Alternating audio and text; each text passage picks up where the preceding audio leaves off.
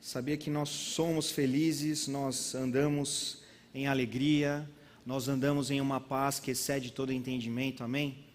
E acho que você já ouviu essa frase, mas eu vou precisar falá-la também. O Rema mudou a minha vida, amém? Só que eu costumo dizer que isso não acontece com todas as pessoas. Infelizmente, alguns colegas de turma que se formaram comigo estiveram expostos às mesmas palavras, à mesma unção de cada professor, em cada dia, cada segunda, quartas e sextas, durante 2 anos, mas alguns deles não estão frutificando para o Senhor. Alguns deles sequer estão servindo ao Senhor. Então existem alguns princípios na palavra que nós precisamos entender, e o Rema me ajudou a entender, e nós vamos falar um pouquinho aqui sobre a nossa responsabilidade quando recebemos a palavra. A natureza caída transfere a responsabilidade, agora o justo assume a responsabilidade.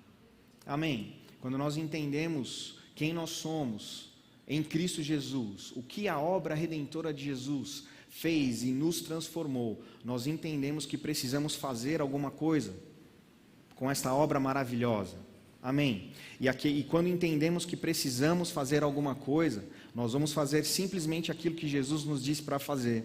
Certa vez Jesus disse assim: olha, tem uma condição para ser meu discípulo. Você deve morrer para si mesmo. Parece que não é uma coisa muito boa de se ouvir. Parece.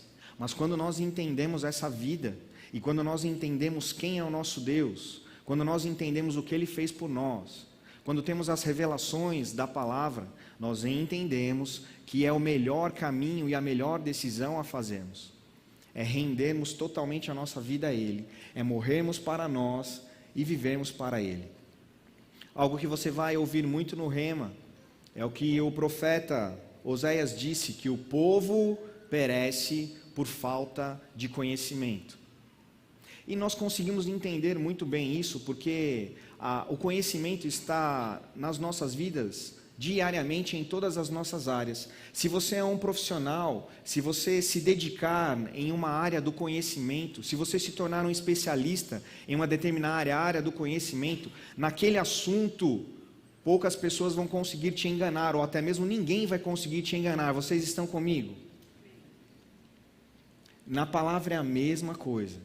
O problema é que muitas vezes nós, como igreja e como cristãos, nós criamos as definições de forma fragmentada. O que é isso? Bom, um dia eu ouvi falar de Deus, e aí eu pego um pouco daquele conceito. Um outro dia eu leio alguma coisa sobre Deus, e aí eu pego um pouquinho daquele conceito. No outro dia eu leio um livro que fala alguma coisa de Deus, de Jesus, e pego mais um pouquinho daquele conceito. Depois eu ouço, ou alguém ouve, uma pessoa um ministro, um pastor, muito famoso, falando alguma coisa, em algum canal na internet, e essa pessoa pega mais um pouquinho, e fica um entendimento fragmentado.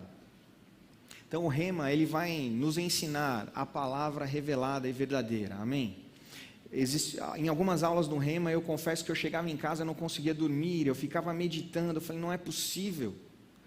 Por vezes eu olhava para a minha Bíblia e falava assim, eu não entendo, esse versículo esteve aqui o tempo todo.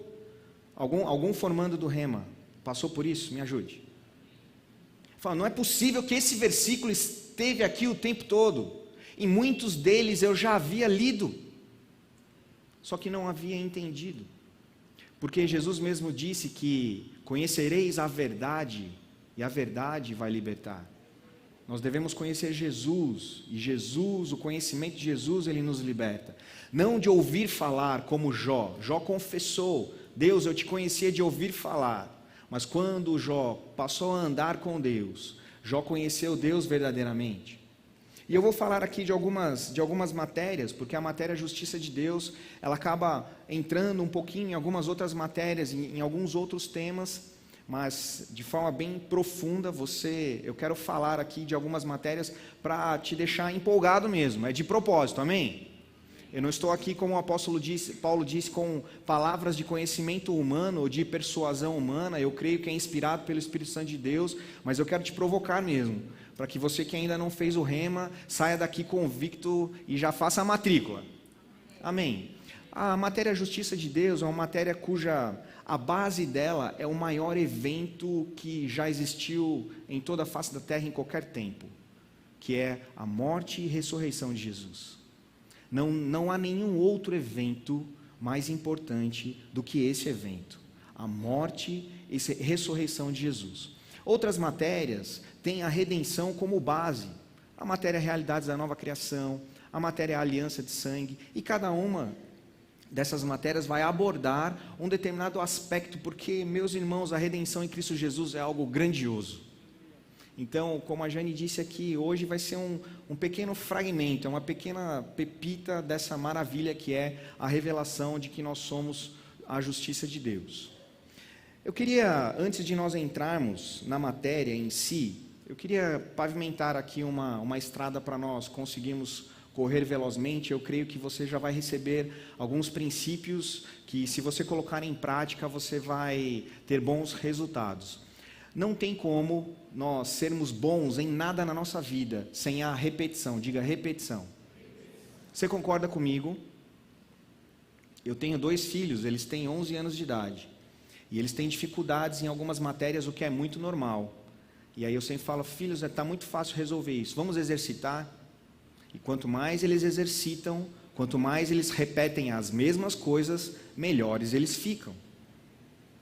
Você já entrou, talvez, num novo trabalho, num novo emprego, e você olhava todo aquele ambiente, as pessoas falando, e as pessoas fazendo, e você olhava tudo aquilo e falava, meu Deus, eu nunca vou aprender isso. Eu já passei por isso. Por quê? O ambiente é novo, as pessoas estão falando de coisas que elas estão acostumadas, e já fazem aquilo repetidamente durante muito tempo, mas você é novo.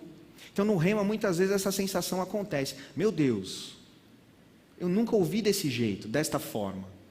Mas é a repetição com o coração ensinável. A Bíblia diz, o salmista diz que um coração contrito, o Senhor nunca vai recusar. Amém? Em algumas aulas eu confesso que eu orei ao Senhor, eu falei assim, Senhor, é muito diferente daquilo que eu aprendi, me ensina. Me ajude, Senhor. E nós temos o melhor mestre de todos, que é o Espírito Santo. Amém? Uma coisa que você vai aprender muito no rema é que um texto fora de contexto, ele pode destruir toda uma doutrina. E eu quero te dar um exemplo. Abra sua Bíblia em 2 Coríntios, capítulo 3. 2 Coríntios, capítulo 3.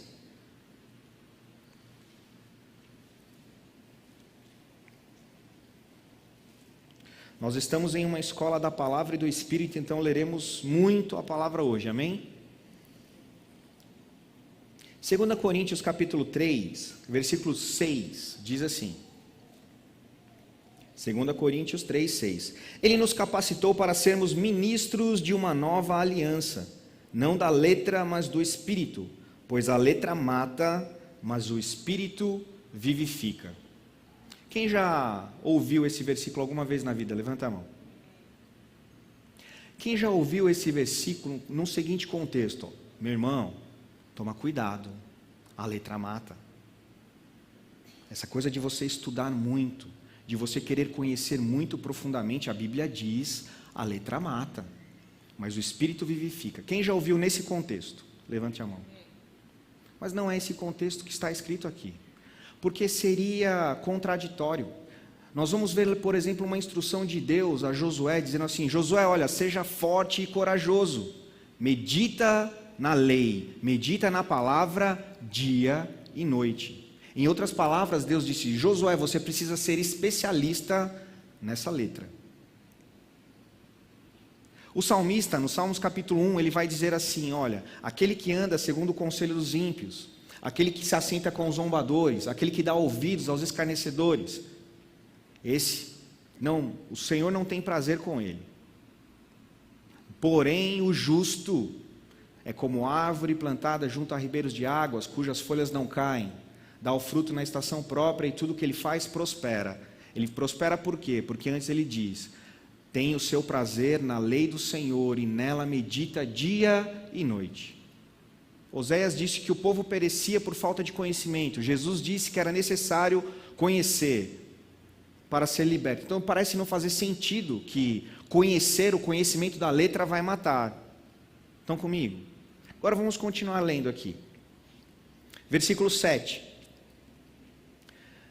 Diz assim: o ministério que trouxe a morte foi gravado com letras em pedras, mas esse ministério veio com tal glória que os israelitas não podiam fixar os olhos na face de Moisés, por causa do resplendor do seu rosto, ainda que desvanecente. Não será o ministério do Espírito ainda muito mais glorioso? Se era glorioso o ministério que trouxe condenação, quanto mais glorioso será o ministério que produz justiça. O apóstolo Paulo está ensinando que a antiga aliança, o ministério escrito em letras, em pedras, era a lei de Moisés, não era assim? Quando nós lemos o Pentateuco, os 5 primeiros livros da Bíblia, nós vamos ver que Deus deu a lei para Moisés e essa lei foi escrita em pedras. Aqui o apóstolo Paulo está dizendo assim, olha, essa antiga aliança, ela gera a morte. Por que ela gera a morte? Porque ela não justifica, ela não muda a natureza. Agora existe o quê? Uma nova aliança, existe um novo ministério que é o ministério do Espírito Santo, aleluia! E nós que somos filhos, o Espírito Santo habita em nós. Então, concorda que um texto fora de contexto pode destruir uma doutrina. E os alunos do Rema sabem como isso é libertador, e você que ainda não fez o Rema, faça. Você vai ver a cada aula textos dentro do contexto correto. Sabe aquela... Irmãos, eu vou dar alguns exemplos aqui, e talvez... Eu tive o privilégio de crescer na igreja. Minha mãe se converteu, eu tinha 6 anos de idade. Que maravilha foi para mim, crescer aprendendo do Senhor. Só que no Rema, eu aprendi coisas de uma forma diferente. E tive que entender e abandonar alguns conhecimentos, algumas práticas que eu achava serem corretas. Eu estava sinceramente errado em algumas coisas. Então, se eu der alguns exemplos aqui, de coisas que você acredita ser o correto, ou que o ministério que você faz parte acredita ser o correto, guarde o coração. O nosso intuito aqui, o intuito do Rema nunca é acusar nenhum ministério, ninguém ou nenhuma crença, é apenas mostrar a revelação daquilo que nós entendemos ser o correto, amém? E eu estou te dando o direito, eu falo isso para todos os meus alunos no início da aula, eu te dou o direito de julgar tudo que for ensinado aqui, pela palavra, amém? Então, eu cresci num ministério e as pessoas tinham era muito comum usar aquelas caixinhas da promessa. Sabe caixinha de promessa? Quem conhece? E era muito comum assim, pessoas, bom, Senhor, fala comigo hoje. Ia lá e tirava atire a primeira pedra, quem nunca fez isso? Aleluia. Eu fiz. Então, e aí a pessoa se alegrava porque naquele dia ela viveria aquela promessa. Sabe, irmãos, é um pensamento muito raso e muito limitado. Por 2 motivos. Primeiro, Deus não tem uma promessa para nós um dia. Ele tem todas as promessas, todos os dias. Amém? E um outro pensamento equivocado é achar que o simples fato de eu fazer uma oração e puxar aquela promessa vai acontecer na minha vida sem a minha participação. Aprenda isso na palavra, isso é libertador. Nós vamos ver aqui o que os estudiosos chamam de síndrome de Adão, que é transferência de responsabilidade. É muito mais fácil transferir a responsabilidade do que assumir a responsabilidade. E todas as promessas de Deus têm uma condição. É uma condição simples que nós temos total capacidade para fazer e viver. Sempre a fé estará envolvida. Na semana passada nós tivemos uma aula maravilhosa sobre fé. A fé estará envolvida, mas Deus nos capacita com ferramentas, com o corpo de Cristo, com dons, com os ministérios, para que tudo que seja da nossa parte realizar, nós vamos poder realizar. Amém? Então, como eu disse lá no Salmo 1, ele diz que, quem medita na lei dia e noite, quem tem o prazer nessa lei dia e noite, então, por entender a lei, por amar a lei, por ter prazer na lei ou na palavra, e viver e praticar, então, será próspero em tudo que fizer. Estão comigo? Isso para mim no Rema foi libertador, porque eu deixei de transferir a responsabilidade para Deus sobre muitas coisas. Quem nunca se questionou por que coisas ruins acontecem no mundo? Por que crianças morrem? Por que pessoas inocentes morrem? A igreja não entendeu o que é ser justiça de Deus, e esse é um dos temas mais incompreendidos da igreja. Porque tem uma boa parte da igreja se autodenominando ainda um pecador miserável. E um pecador miserável não tem parte com Deus. Bruna, posso te dar um pouquinho de trabalho? Você consegue colocar a letra que nós cantamos da primeira canção?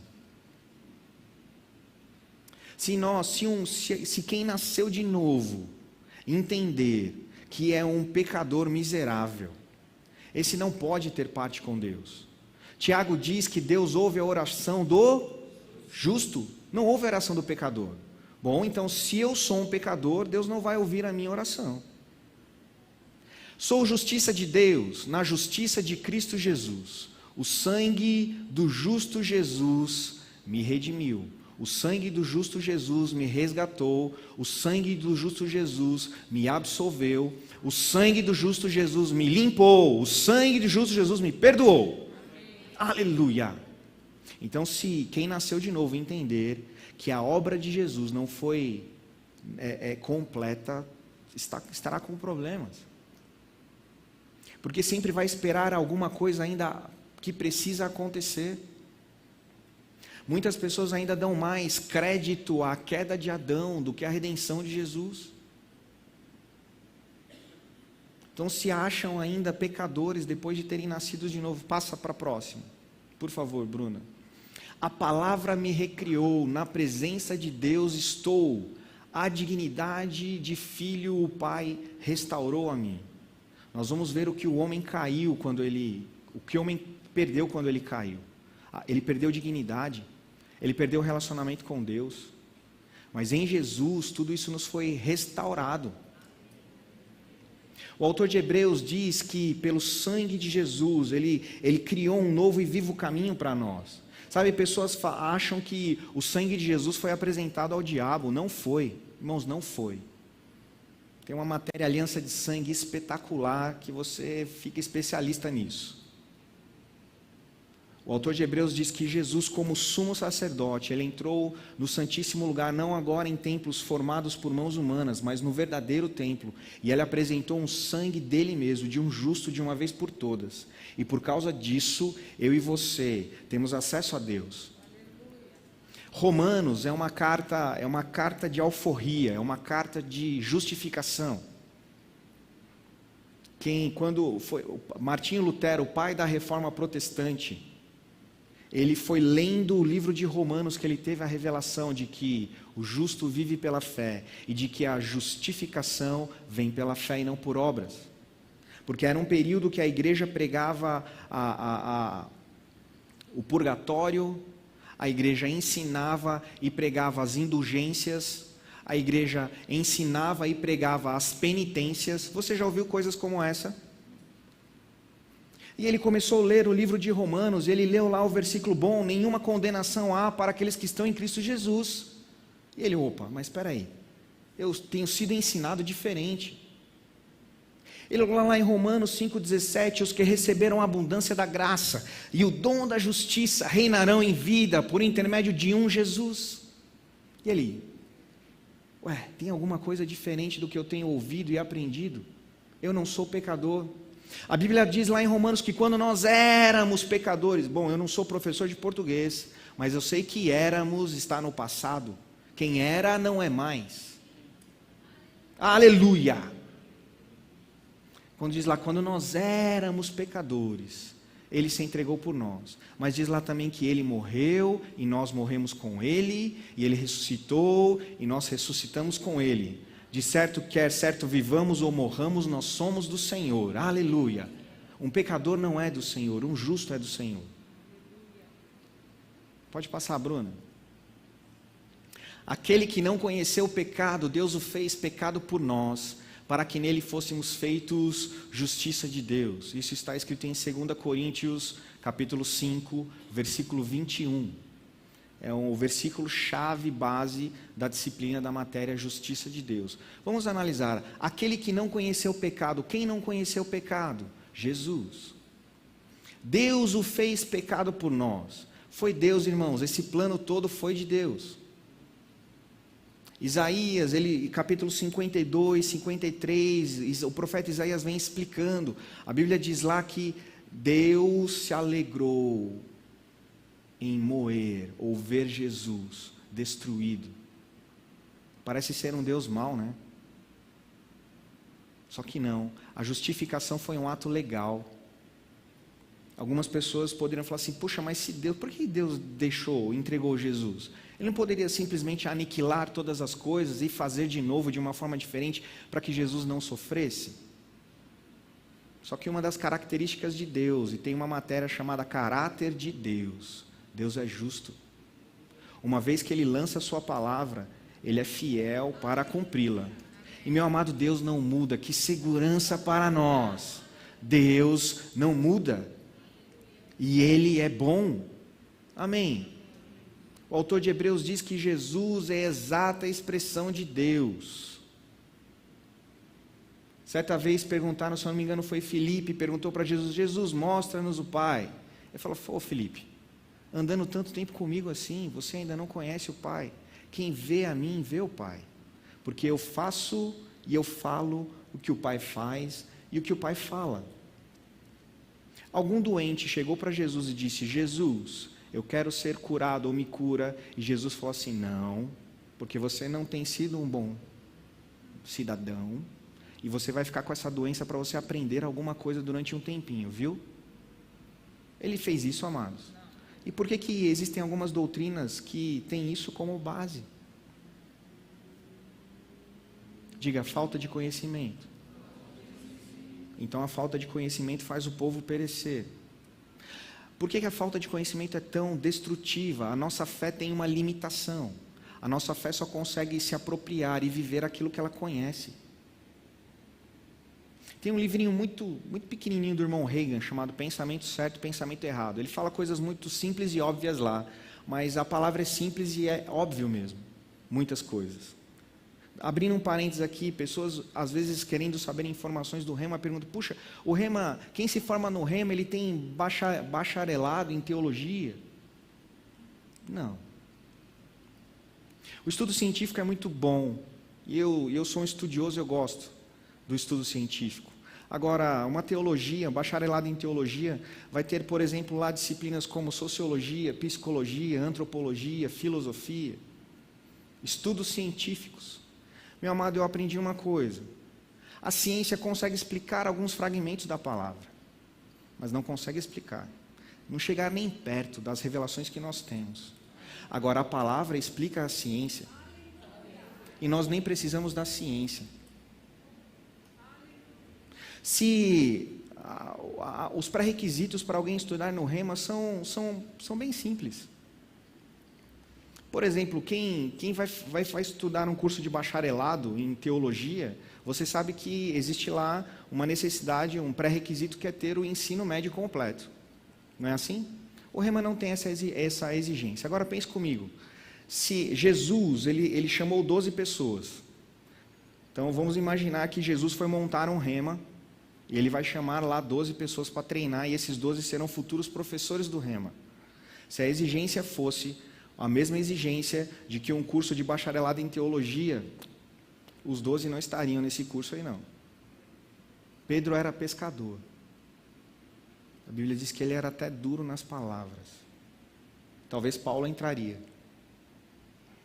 Mas você sabia que não importa o simples, não importa se você tem muito conhecimento científico em qualquer área, se você é doutor em alguma área, se você fez muitos cursos em muitas áreas, ou se você é apenas uma pessoa desejosa, aleluia, em aprender do Senhor. Este é o lugar. Amém? Porque o Senhor não faz acepção de pessoas. O Senhor ele sempre vai encontrar um coração desejoso. Amém?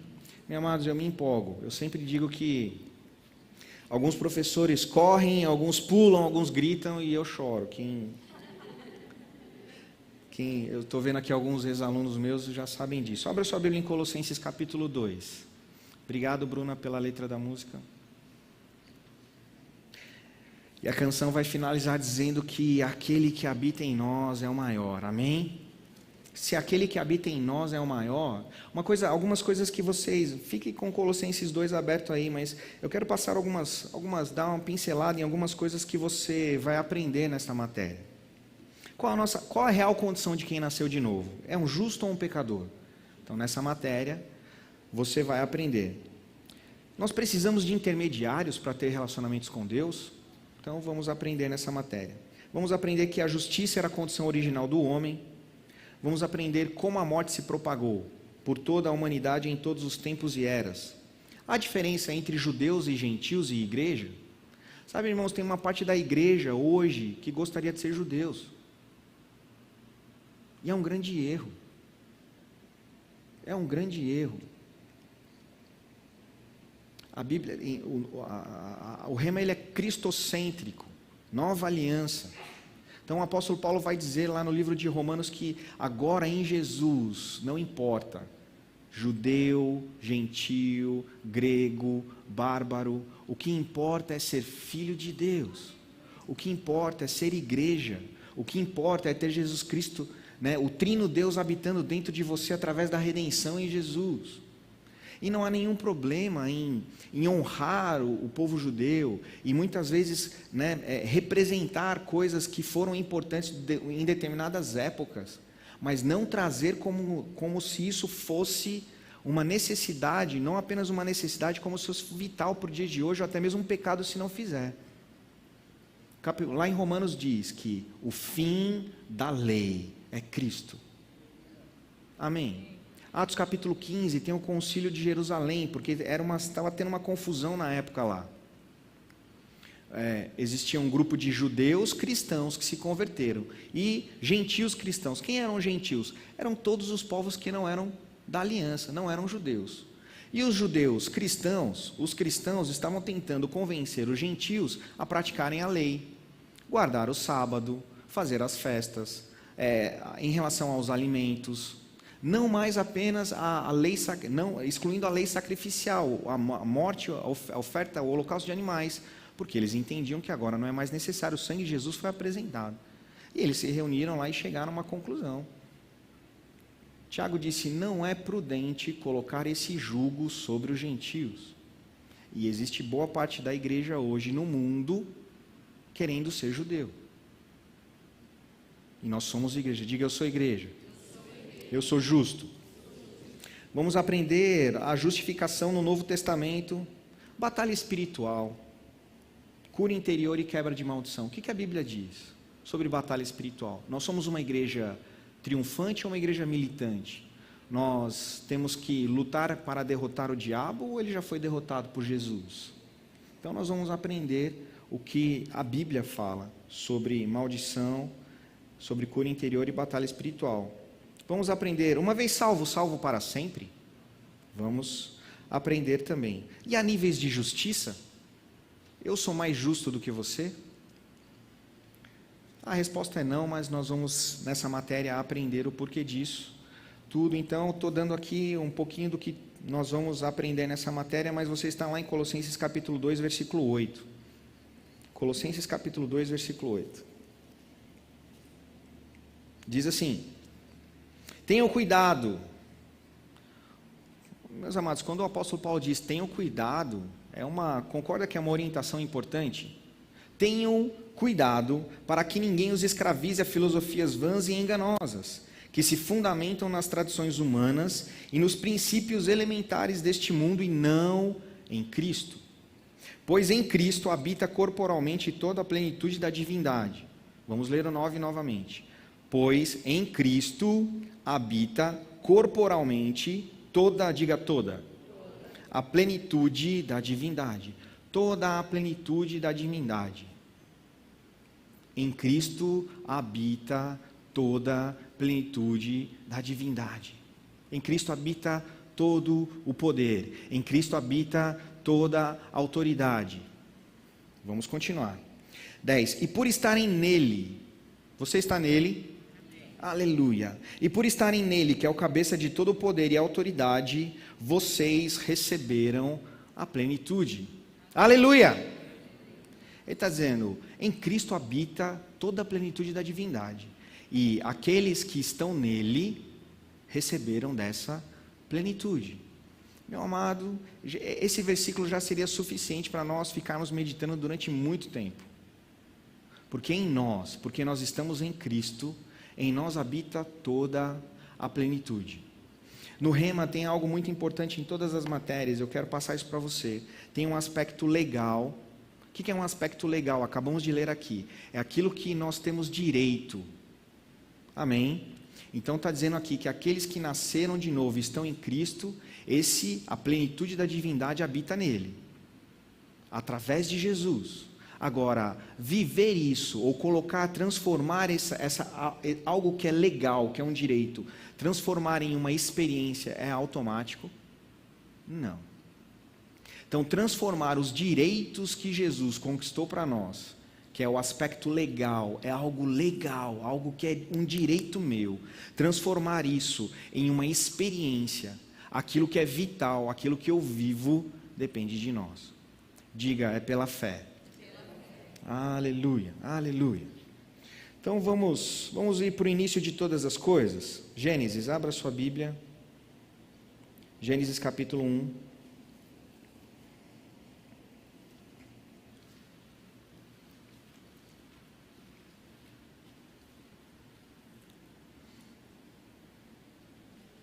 Gênesis capítulo 1.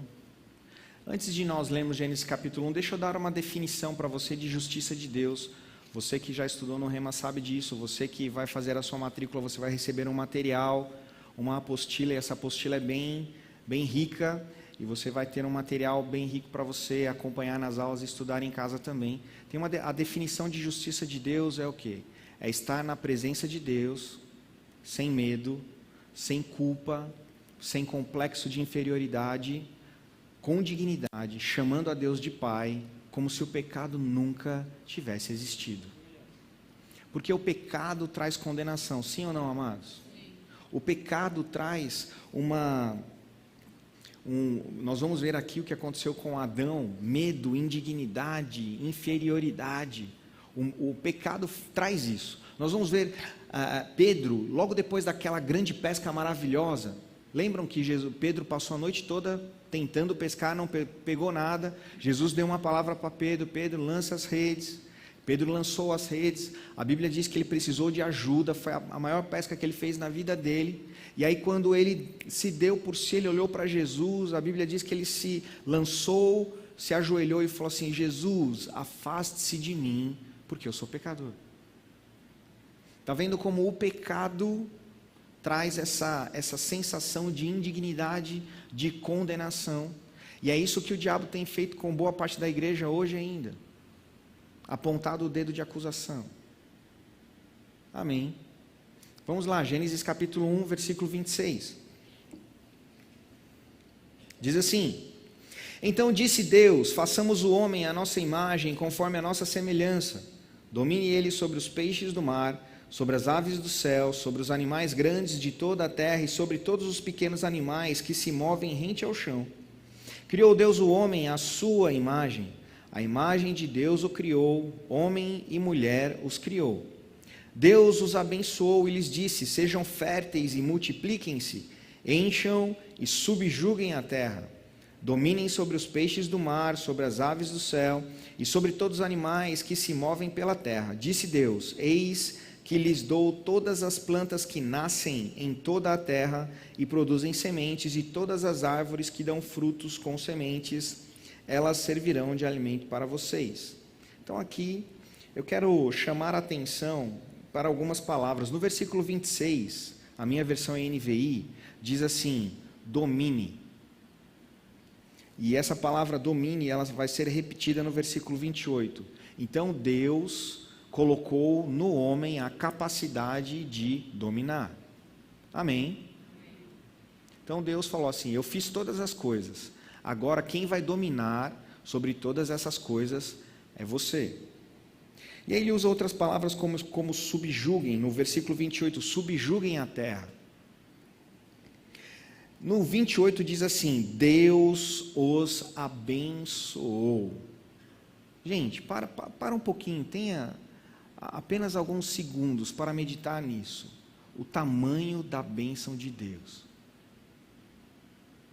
Deus, nós lemos aqui, Deus os abençoou. Será que você consegue imaginar o tamanho da bênção de Deus para a sua criação original, aquilo que Ele fez com as suas próprias mãos? Aleluia! E aí no 29 vai dizer que tudo aquilo que Ele fez foi para o homem. Então, o homem ele tinha toda a fartura, porque todas as plantas eram para alimento. Ele tinha capacidade de gestão, de administração e de domínio. Ele disse, olha, você vai cultivar a terra, você vai cuidar desta terra. Ele disse assim, ó, você tem a capacidade de frutificar, de multiplicar, você é fértil, então multiplique. E é por isso que é muito simples entender por que Deus não aprova a relação homoafetiva, porque duas pessoas do mesmo sexo não geram vida, dois homens não geram vida, duas mulheres não geram vida. A criação de Deus é homem e mulher, cada um com a sua semente que é diferente, quando se unem geram vida. Amém. Abrindo parênteses aqui, nós como igreja não podemos ter medo de dizer isso, amados. A igreja sempre foi igreja e sempre precisou se posicionar. Martinho Lutero, como eu disse, o pai da reforma protestante, lendo o livro de Romanos que teve a revelação, quando ele escreveu lá as 95 teses e chamaram ele até Roma, falaram, olha, não vá porque você vai ser queimado, é o que estão fazendo. Se eles acusarem você de herege, você vai ser queimado. No caso dele não foi, mas muitos outros foram.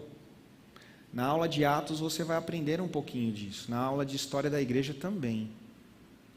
Como muitos cristãos foram mortos, muitos foram crucificados, muitos foram mortos à espada, aquilo que o autor de Hebreus diz no capítulo 11, cerrados ao meio, queimados, enforcados, mas eles permaneceram firmes pela fé. Então essa foi a criação original do homem. Então aqui nós não vamos ver Deus falando, se você ler o livro de Gênesis, haja medo, haja pobreza, haja doença, haja miséria, nada disso Deus criou, muito pelo contrário. Deus criou todas essas coisas, pôs o homem lá, um jardim no Éden, disse, agora você vai cuidar, vai dominar, vai subjugar e vai cultivar. Aí ele dá uma instrução, Gênesis 2, versículo 16. Diz assim, Gênesis 2, versículo 16. E o Senhor Deus ordenou ao homem, coma livremente de qualquer árvore do jardim, mas não coma da árvore do conhecimento do bem e do mal, porque no dia em que dela comer, certamente morrerá. Eu costumo usar sempre um exemplo, e os meus alunos já ouviram isso também. Bom, um pai e uma mãe. Quem é pai e mãe aqui? Levanta a mão. Um pai e uma mãe que chama o seu filho, a sua filha, e dá a seguinte orientação. Filho, filha, é o seguinte. Olha, algumas coisas você pode fazer. Então, olha, isso. Você dá uma lista de coisas que pode ser feito. Ele pode fazer. Na verdade, muitas delas você trabalhou para que ele desfrute daquilo. Você como pai e mãe não fica feliz quando seu filho desfruta de algo que você se esforçou e trabalhou para conquistar para ele, por ele? Sim, claro. Só que aí você como pai e mãe fala assim, filho, olha, tem outras atitudes, outros comportamentos que você não pode. Isso você não pode. É preservação para você, é segurança para você. Filho, porque se você fizer, vai ter uma consequência. Vai ter uma disciplina. Você acha que quem educa, um pai e a mãe que educa dessa forma, é um bom pai e uma boa mãe? Sim ou não? Sim. Então, foi o que Deus fez. Ele falou, Adão, isso você pode. Adão, isso você não pode. Porque se você comer desse fruto, certamente você morrerá. E muitas pessoas pensam, por que Deus deixou acontecer? Porque o pecado é uma miséria. Não é, gente? Trouxe um estrago enorme. Estava tão bom no Éden, paraíso, toda provisão, toda proteção, não tinha medo, não tinha doença, não tinha toda essa miséria que nós temos hoje. Não tinha aqui nada que era injusto, era tudo muito bom. Por que que Deus deixou o pecado entrar? Diga, livre-arbítrio. Sabe, amados, Deus, Ele poderia obrigar o homem a amá-lo? Poderia. Ele não fez. Nós temos a opção de amá-lo. Sabe, nós temos um grande poder nas nossas mãos, que é o poder das escolhas. Gálatas 6,7, de Deus não se zomba, aquilo que o homem plantar, o homem colherá. Uma frase, eu disse esses dias, uma frase que no meu primeiro dia de aula, na aula Fundamentos da Fé, professor pastor Emílio, ele disse, a oração do desespero não resolve o problema de plantação. Tem muito crente chorando, pedindo para Deus, Deus me livra dessa, mas plantou errado. Se lançou a semente, meu amado, a palavra diz, é uma escolha sempre lançar a semente, mas uma vez que a semente é lançada, ela vai frutificar.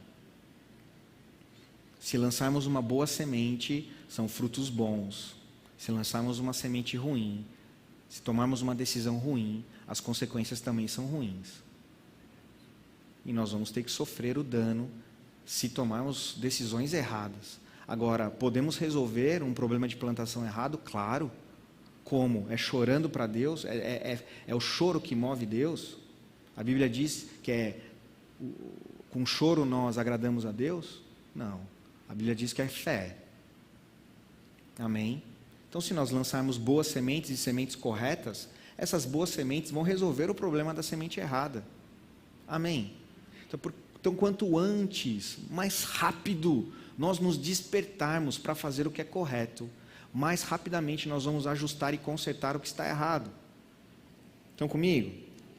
Gênesis 3, versículo 1. Ora, a serpente era o mais astuto de todos os animais selvagens que o Senhor Deus tinha feito. E ela perguntou à mulher, foi isto mesmo que Deus disse, não comam de nenhum fruto das árvores do jardim? Respondeu a mulher à serpente, podemos comer do fruto das árvores do jardim, mas Deus disse, não comam do fruto da árvore que está no meio do jardim, nem toquem nele, do contrário vocês morrerão. Disse a serpente à mulher, certamente não morrerão. Olha a serpente, Satanás, distorcendo a palavra de Deus. Em outras palavras, ele está dizendo, olha, Deus mentiu, você pode comer. E Satanás, ele tem enganado e usado as mesmas ferramentas até hoje, enganando o povo, distorcendo a palavra. Olha, não tem problema não você se entregar a esse pecado. Não, Deus perdoa, depois você pede perdão e está tudo certo. Não é lícito você fazer isso daqui, porque afinal, olha o contexto. O diabo continua deturpando a palavra. Vamos continuar. 5. Deus sabe que no dia em que dele comerem, seus olhos se abrirão, e vocês serão como Deus, conhecedores do bem e do mal. Quando a mulher viu que a árvore parecia agradável ao paladar, era atraente aos olhos, e além disso, desejável para dela se obter discernimento, tomou do seu fruto, comeu, deu ao seu marido que comeu também. E aí, a casa caiu.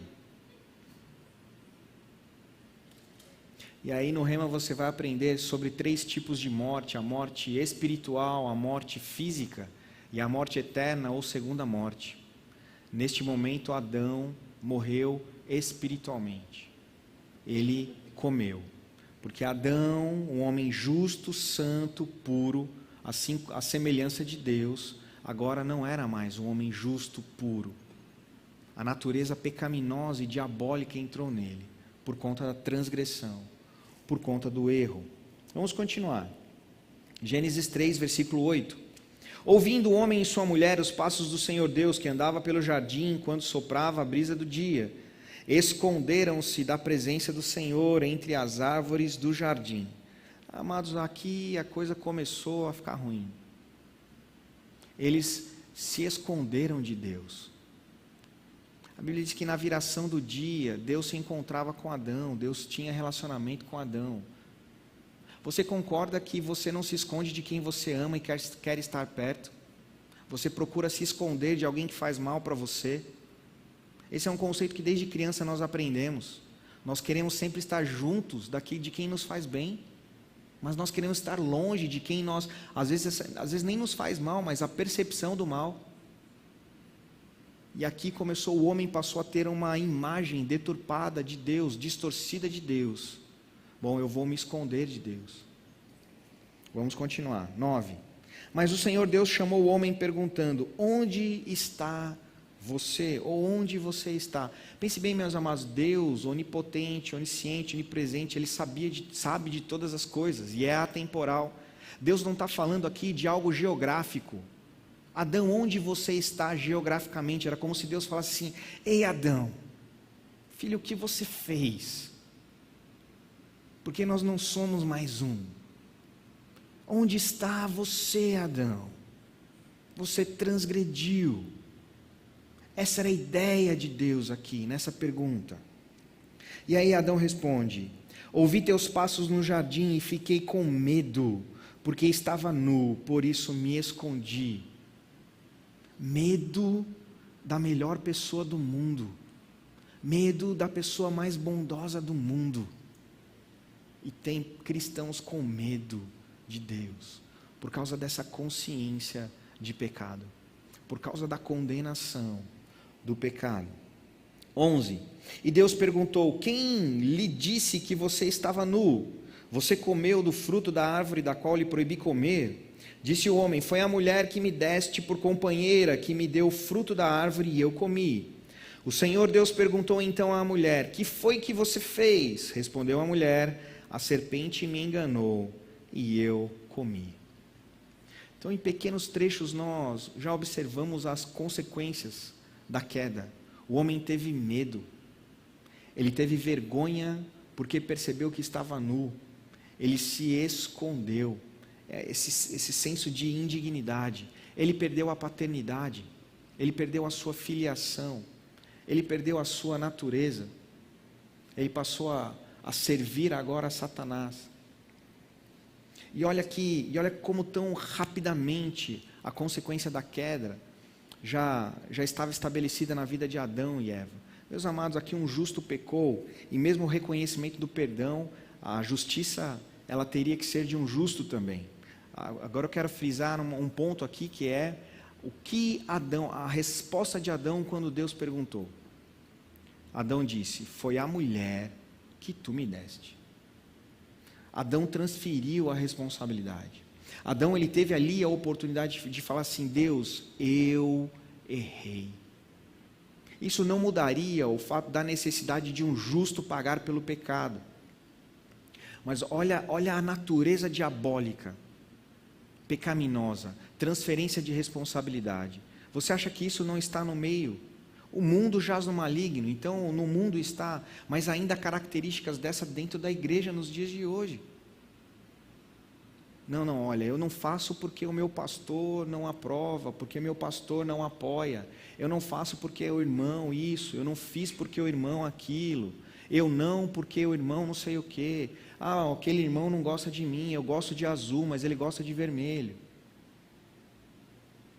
Transferência de responsabilidade. Não, mas se a situação fosse diferente, eu faria. Não, eu não dizimo porque eu não tenho, mas no dia que eu tiver, eu vou dizimar. E aí foi perguntar para a mulher. E a mulher: perdão, Senhor, eu errei. Também não. Foi a serpente que me enganou.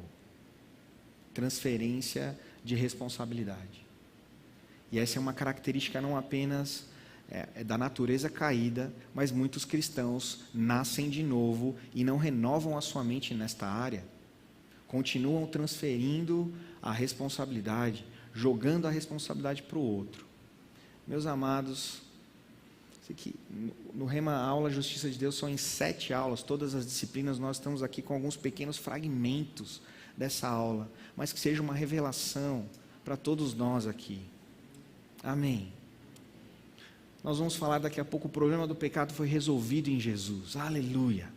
Foi resolvido. O pecado não tem mais domínio sobre nós. Porque agora nós estamos, Paulo disse em Romanos, nós devemos nos considerar mortos para o pecado, mas vivos para Deus. Porque o Espírito de vida de Cristo Jesus me livrou da morte e do pecado. Então nós temos todas as ferramentas, o Espírito Santo habita em nós, para nós assumirmos a responsabilidade e fazermos a nossa parte. Não continuarmos transferindo as responsabilidades. Amém? Glória a Deus. Vocês me amam? A Bíblia diz que o homem e a mulher, eles foram expulsos do jardim. Porque agora Deus, santo, puro, íntegro, justo, não poderia mais ter relacionamento, comunhão com alguém que era pecador, que tinha uma natureza diabólica. Agora, será que foi Deus que expulsou o homem da sua vida, ou foi o homem que expulsou Deus através das suas escolhas? O homem expulsou Deus da sua vida através das suas escolhas. E muitas vezes, hoje, parte da igreja tem feito a mesma coisa. O Rema, meu amado, é uma escola do Espírito com aplicação prática. Não faz sentido nós conhecermos muitas coisas se não colocarmos em prática. É aquilo que Jesus falou em Mateus capítulo 7. Existe uma diferença daquele que ouve e pratica, daquele que ouve e não pratica. O que ouve e não pratica é insensato, é imprudente. É como alguém que constrói a sua casa sobre areia.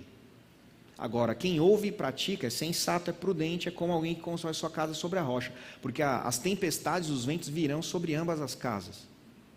Bom, então é inteligente da nossa parte ser quem ouve e pratica. Olha os princípios desde lá da queda, que até hoje tem consequências. Então nós devemos pegar esta palavra com grande revelação. Muitas vezes a oração do desespero: Senhor, onde você está? Senhor, você não está vendo tudo ao meu redor?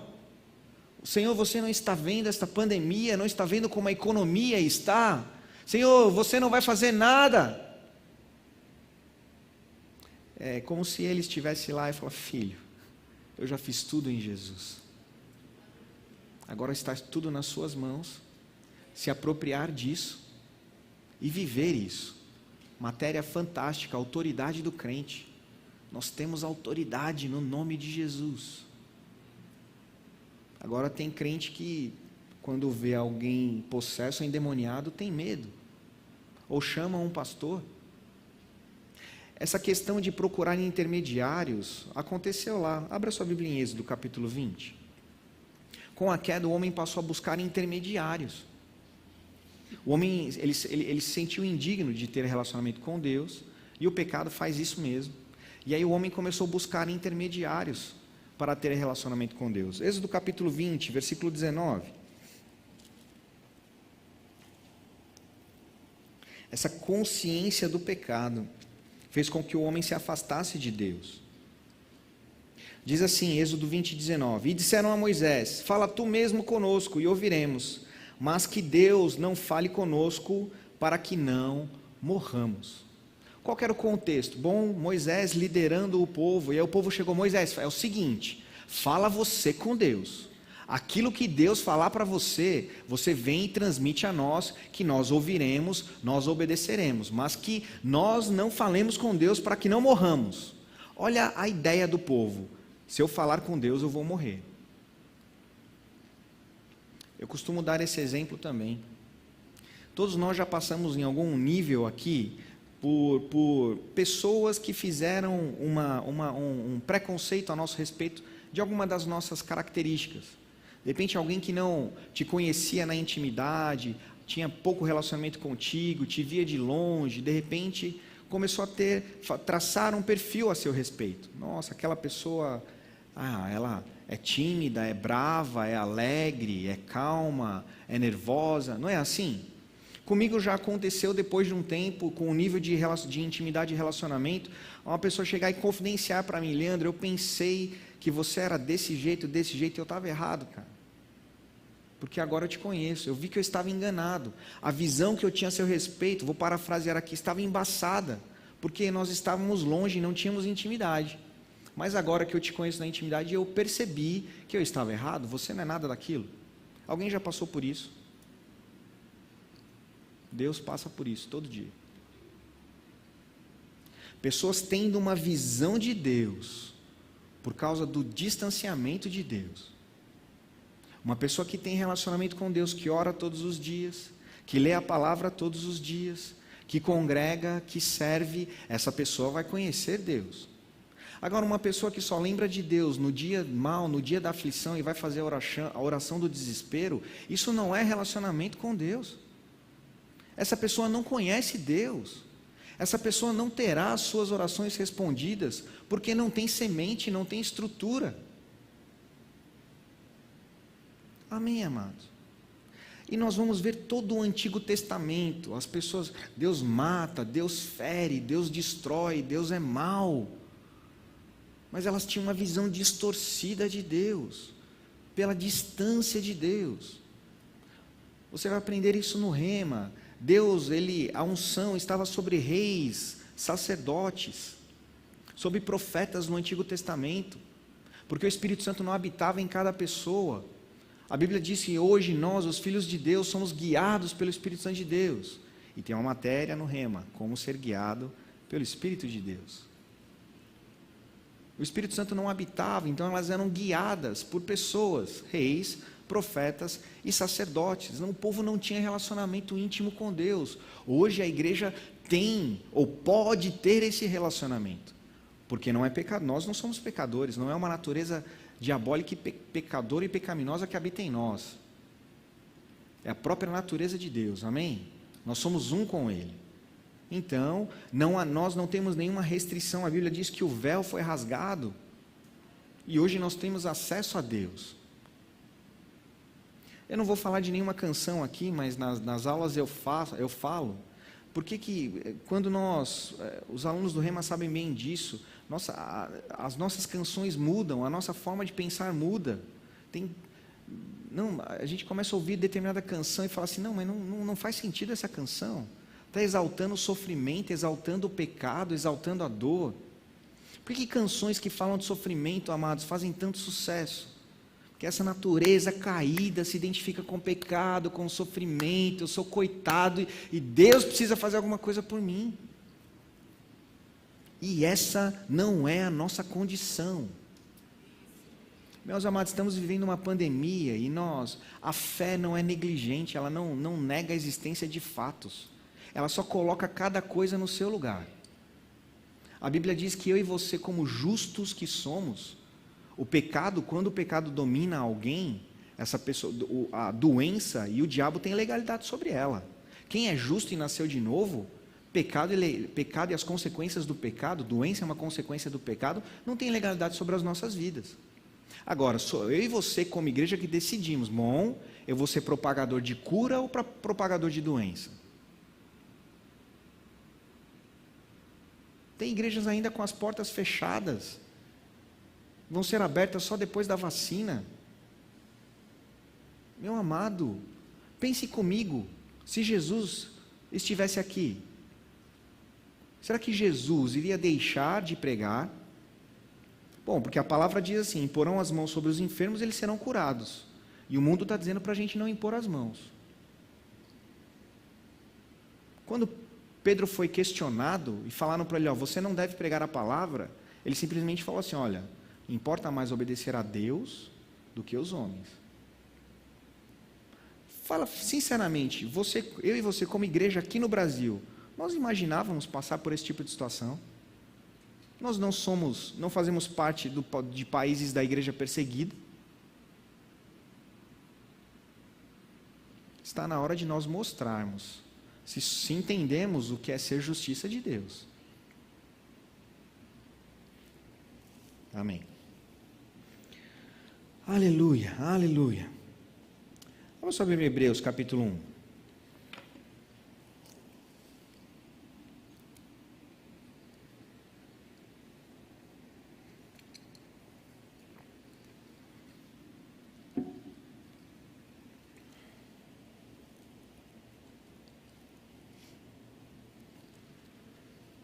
Diz assim, Hebreus capítulo 1, versículo 3.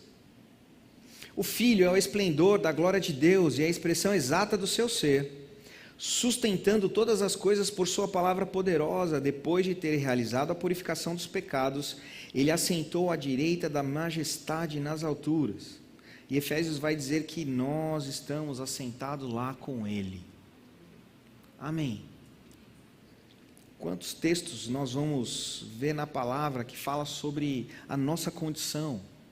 2 Coríntios capítulo 5, a partir do versículo 17, diz que nós somos uma nova criatura, uma nova criação, as coisas velhas se passaram, tudo se fez novo. E ele vem dizendo que por causa disso nós somos agora embaixadores do reino. E nós somos ministros da reconciliação. Sabe, mas tem um porquê de nós nos tornarmos a justiça de Deus, de não sermos mais pecadores. A Bíblia fala sobre obras de justiça. Algumas religiões pregam que, bom, para eu ser justo, eu preciso fazer obras. Então, se eu fizer caridade, eu vou receber de alguma entidade alguma coisa. Algumas religiões dizem, bom, se eu fizer o bem nesta vida, eu vou reencarnar um ser superior. Você já ouviu isso? E outras religiões dizem, não, eu preciso fazer boas obras para ser salvo. Se eu não fizer boas obras, eu não vou ser salvo. Diga, graças a Deus que não é assim. Nós somos salvos pela fé. Em algo que nós não fizemos, algo que Jesus fez. Agora, aí as obras elas estão presentes e tem um lugar muito importante. Agora, porque eu e você nascemos de novo, porque eu e você entendemos dessa vida maravilhosa, então nós vamos morrer para nós mesmos e então vamos praticar as obras. As obras elas estão presentes, ela está presente e precisa estar. Tiago diz que fé sem obras é morta. A fé tem uma ação correspondente. Então quem entendeu o que é ser justiça de Deus, nasceu de novo, entende que precisa fazer alguma coisa com essa nova vida. E aí, aonde nós vamos entender o que precisamos fazer? É na palavra. A grande comissão de Jesus, ide por todo mundo, pregue o evangelho a toda criatura, cure os enfermos, batize em nome do Pai, impõe as mãos sobre os doentes, eles serão curados, façam discípulos de todas as nações. É um pecador que vai fazer isso? Não, é um filho que vai fazer isso. É um justo que vai fazer isso. Então, eu e você, quando nós nascemos de novo, nós precisamos entender, meu amado. E tem muito cristão que acha que o evangelho é Deus nos servindo. Não é. Não é. Nós temos muitos benefícios em servir a Deus. Mas tem pessoas que querem reivindicar de Deus alguma coisa. Deus, você não está vendo a minha situação? Você não vai fazer nada com a minha situação? Deus é o seguinte, eu te dou 1 semana para resolver a minha situação, senão não vá mais na igreja. Meus amados, isso acontece. Não acontece?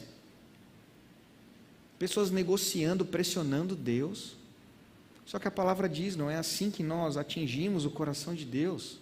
É pela fé na palavra. Então precisamos entender o que devemos fazer. Na matéria justiça de Deus, nós vamos entender como é que era a justificação na antiga aliança. Nós hoje recebemos Jesus como Senhor e Salvador para sermos justificados. Como funcionava na antiga aliança? Então, faça sua matrícula no Rema, que você vai aprender o que é ensinado lá. Abra sua Bíblia em Romanos capítulo 3.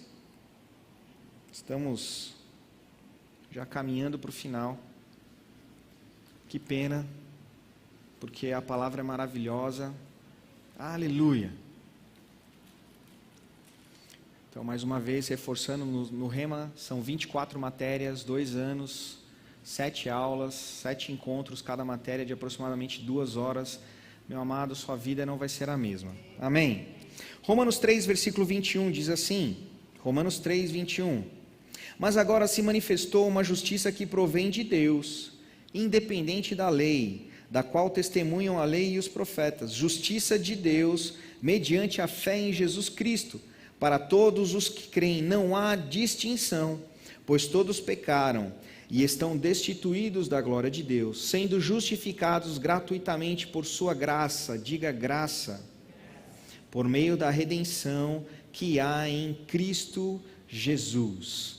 Sabe, irmãos, graça é algo fantástico. Graça, num termo mais simplificado, é favor imerecido. Nós recebemos de Deus sem merecer. Sabe que muitos cristãos não vivem o melhor de Deus por essa consciência de pecado e achar que é indigno de receber alguma coisa de Deus. Não, mas não pode ser tão bom assim. Quer dizer que eu só me arrependo dos meus pecados, aceito Jesus e agora eu tenho essa nova vida? Eu tenho vida eterna? Sim. E eu tenho todo o pacote da vida eterna nesta vida? Sim. Romanos 5,17, os que receberam a abundância da graça e o dom da justiça reinarão lá no porvir? Não, reinarão em vida. Reinarão em vida. E aí muitos cristãos ainda se falando, Senhor, eu sou um pobre, miserável pecador, tem misericórdia de mim, Senhor, e me conceda uma bênção. Sendo que o apóstolo Paulo diz isso no livro de Romanos, que Deus, Ele entregou o melhor, Jesus, como não nos daria, juntamente com Cristo, gratuitamente, todas as coisas. Aleluia, você fica feliz por isso? Todas as coisas, mas como é que nós nos apropriamos de todas as coisas? Quando nós conhecemos a palavra, quando nós guardamos a palavra no nosso coração e em fé praticamos a palavra. Você está em Romanos, vá para o capítulo 5, versículo 8.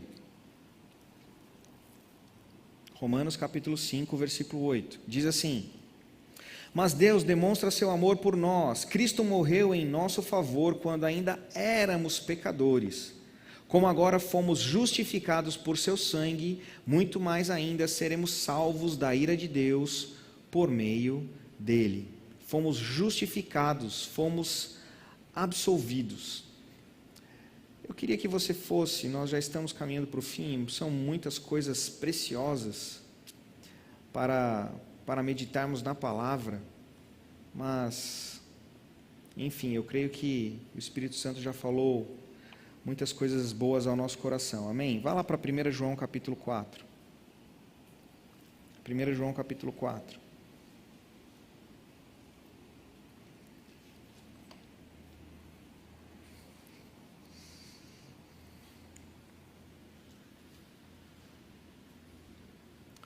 meu amado, quando eu li esse trecho, não pela primeira vez, porque eu já havia lido, com certeza, e talvez ou até ministrações sobre ele, mas quando entrou com revelação na minha vida, a minha vida mudou. Às vezes um único texto, um único versículo, se entra com revelação na sua vida, tem a capacidade de mudar a sua vida. Sei que toda a palavra é inspirada e toda a palavra é maravilhosa, mas essa, quando eu tive a revelação, o entendimento, ela deixou de ser a letra, deixou de ser o logos para se tornar o rema. 1 João capítulo 4, versículo 15 diz assim: se alguém confessa publicamente que Jesus é o Filho de Deus, Deus permanece nele e ele em Deus. Assim conhecemos o amor que Deus tem por nós e confiamos neste amor. Deus é amor. Todo aquele que permanece no amor, permanece em Deus e Deus nele. Dessa forma, o amor está aperfeiçoado entre nós, para que no dia do juízo tenhamos confiança, porque neste mundo somos como Ele. Você pode repetir? Porque neste mundo somos como Ele. A Almeida diz, porque qual Ele é, somos nós também neste mundo. A Bíblia Viva diz, porque a nossa vida neste mundo é como a vida de Cristo. E a King James diz, pois assim como Ele é, nós semelhantemente somos nesse mundo. Meu amado, olha a riqueza do que João escreveu aqui. Eu e você somos como Jesus. Você sabia que para algumas pessoas isso soa como uma heresia, Como eu, um pobre pecador miserável, sou como Jesus? Agora, o próprio apóstolo Paulo diz que eu e você, como igreja, somos o corpo de Cristo. E diz que eu e você, nós devemos e podemos fazer as obras que Jesus fez e obras ainda maiores. Não é Jesus que está curando, é claro que é o nome e a autoridade dele, mas é através da igreja, é a igreja que está impondo as mãos, é a igreja que está orando. O pastor Emílio falou isso na semana passada.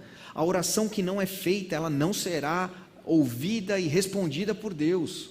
Deus, ele só pode responder a oração de um justo. Se eu e você ficarmos com as nossas bocas fechadas, Deus não vai ter elemento, substância para poder fazer o milagre acontecer. Vá para o João capítulo 17, vamos ao último texto da noite.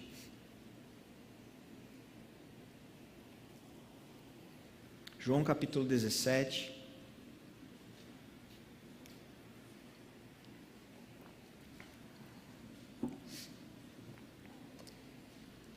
Sabe, Jesus passou ali os últimos momentos de vida dele com os discípulos.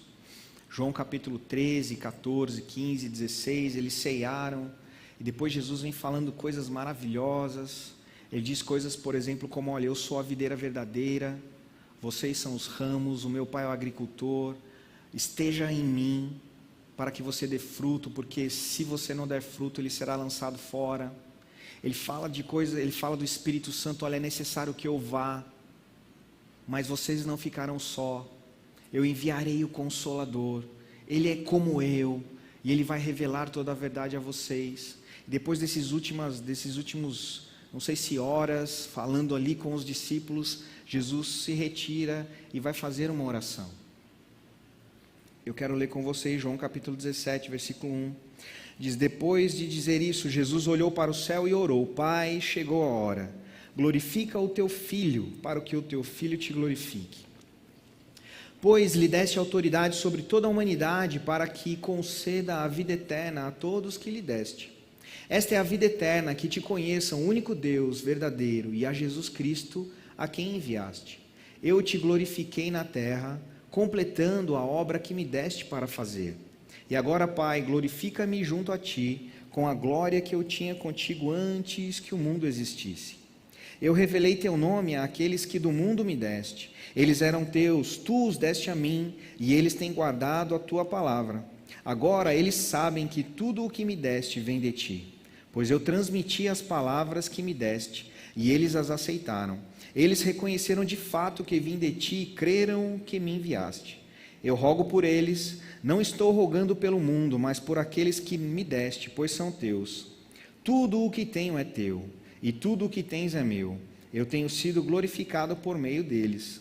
Olha que maravilha, meus irmãos, Jesus orando aqui, e Jesus falando assim: olha, Pai, eu tenho sido glorificado através dos discípulos. Isso é uma honra, não é, amados? Não é uma, Jesus dizendo ao Pai: Pai, eu estou sendo glorificado através deles, por meio deles.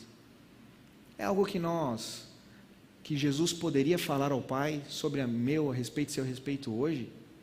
Nós estamos glorificando Ele. Então, vamos continuar. 11. Não ficarei mais no mundo, mas eles ainda estão no mundo, e eu vou para ti.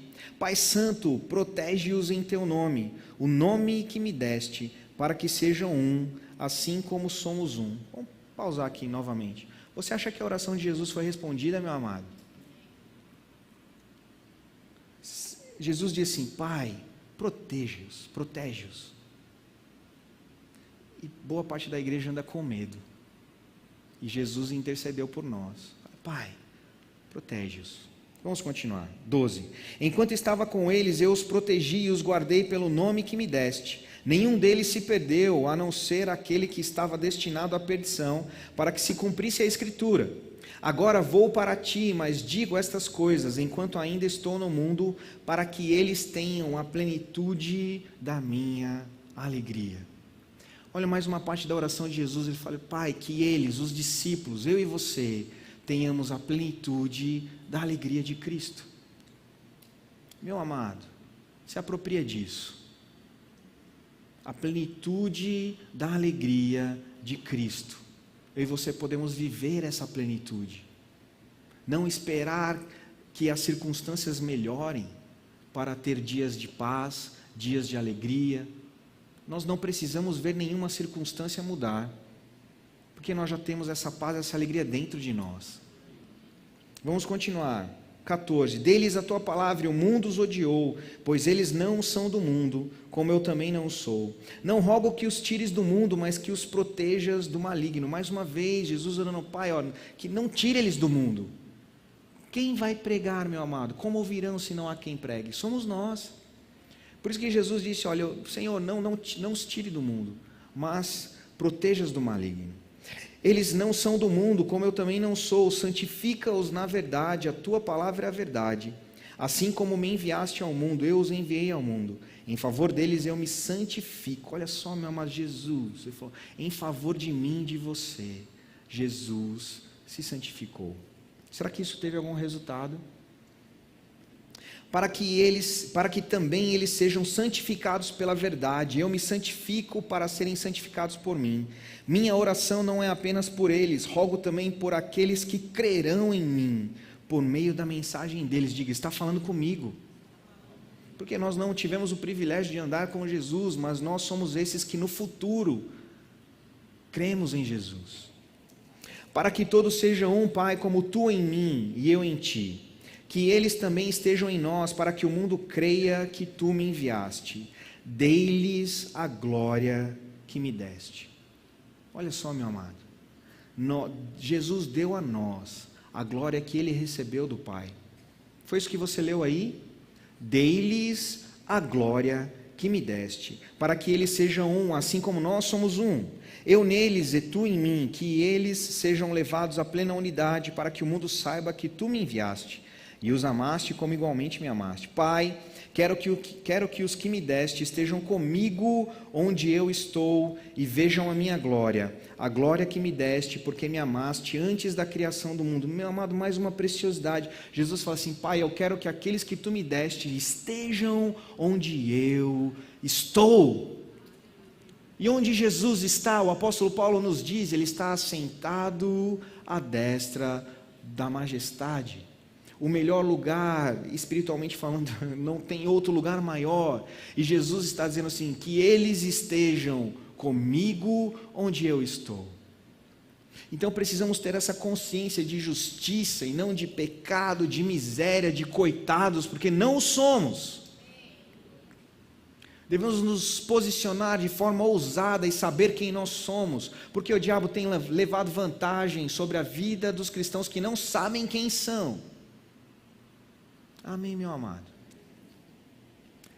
24. Pai, quero que os que me deste estejam comigo onde eu estou e vejam a minha glória, a glória que me deste, porque me amaste antes da criação do mundo. Pai justo, embora o mundo não te conheça, eu te conheço, e estes sabem que me enviaste. Eu os fiz conhecer o teu nome e continuarei a fazê-lo, a fim de que o amor que tens por mim esteja neles e eu neles esteja. E ele está em nós, amados. Amém? Glória a Deus. Eu creio que você foi abençoado com essa pepita da disciplina, justiça de Deus. Você que ainda não fez o rema, eu quero te desafiar, faça o rema e coloque essa palavra em prática. E eu duvido que você não vai ter a sua vida transformada. A minha vida foi transformada, a vida da minha família foi transformada e a vida de todos aqueles que passam pelo nosso caminho e se inclinam à palavra também têm as suas vidas transformadas. Amém? Puxa, será que é da vontade de Deus que eu faça o rema? Sim, porque é da vontade de Deus que você tenha o conhecimento revelado da palavra e seja liberto pelo conhecimento da verdade. Amém? Sejam abençoados na prática da palavra e aqueles que fizerem a matrícula nos veremos em sala de aula.